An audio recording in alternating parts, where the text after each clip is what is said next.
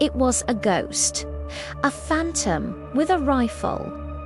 For 17 straight days, this unseen enemy sniper held an entire battalion of soldiers hostage, pinned down in their own positions.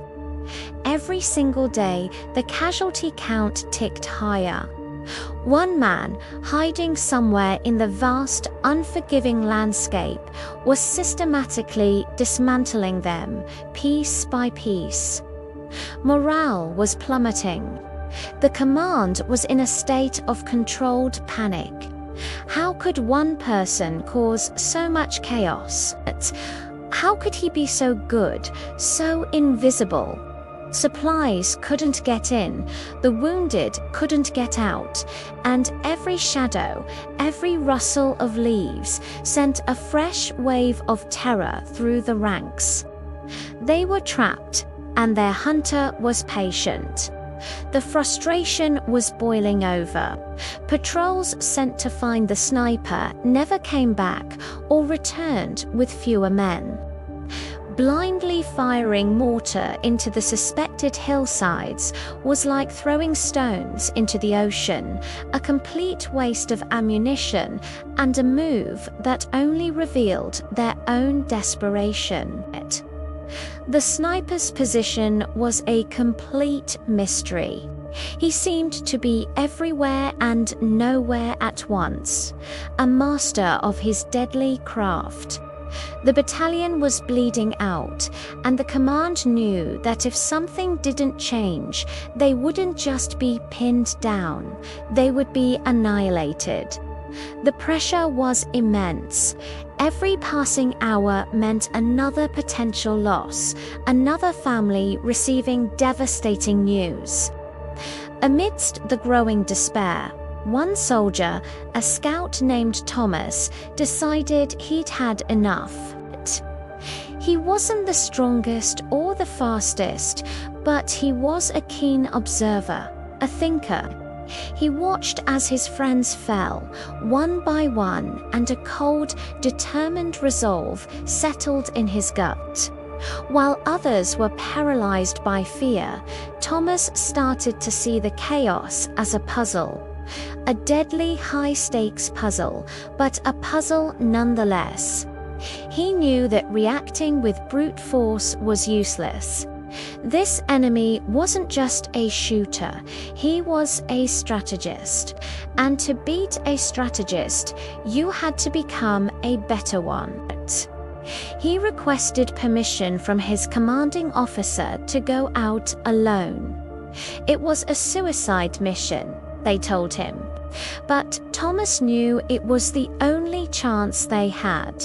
His plan wasn't to charge in guns blazing, it was to use his mind. Armed with a map, a compass, and a deep understanding of ballistics, Thomas began his work. He visited the exact spots where his comrades had fallen. It was a grim task, retracing the final moments of his friends. But with each location, he gathered a crucial piece of data. He didn't just look at the entry wounds.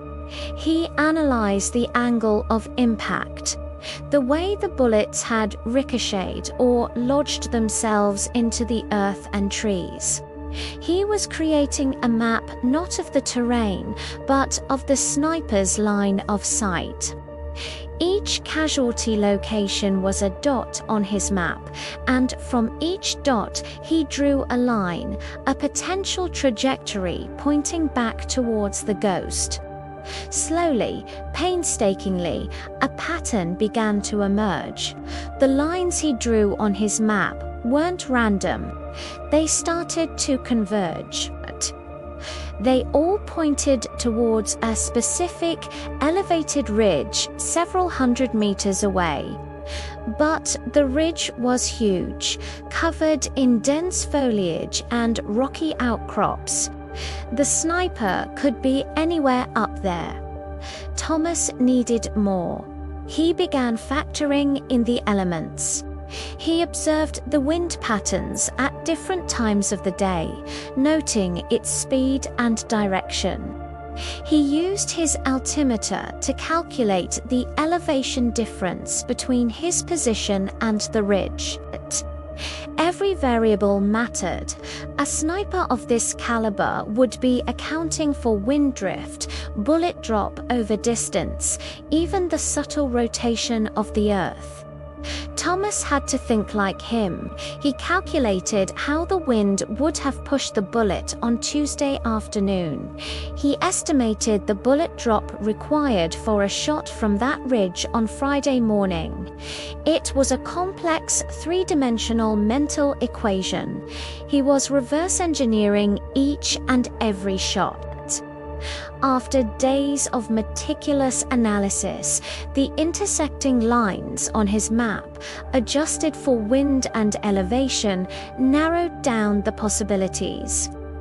They no longer pointed to a whole ridge, but to a single small cluster of rocks, a perfect, almost invisible sniper's nest. It offered excellent cover, a commanding view of the battalion's position, and multiple escape routes. It was the perfect predator's perch. Thomas finally knew where his ghost lived. Now came the most dangerous part. Knowing the location was one thing, confronting the phantom was another. Under the cover of pre-dawn darkness, Thomas began his ascent. He moved with the silence of a hunter, every footstep deliberate, every breath controlled. He wasn't just a soldier anymore. He was a duelist, stepping into an arena where the first mistake would be the last. As the sun began to cast its first faint light over the mountains, he reached a position offering a clear view of the suspected nest. He set up his own rifle, his heart pounding in his chest, his senses on high alert. He scanned the rocks through his scope, looking for any sign of movement, any unnatural shape, and then he saw it. A slight glint, a momentary reflection of the rising sun off a piece of glass. A scope. The ghost was real, and he was there. The duel began. It wasn't a flurry of gunfire, but a tense, silent battle of wits and patience. Both men were experts. Both knew that the first to fire without a guaranteed hit would reveal their exact position. Minutes stretched into what felt like hours. The air was thick with tension. Thomas remained perfectly still, his eye glued to his scope, his finger resting lightly on the trigger. He watched, waited, and controlled his breathing, trying to anticipate his opponent's move.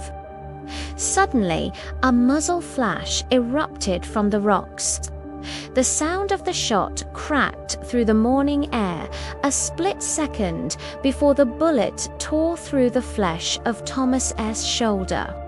The impact threw him back, pain searing through him.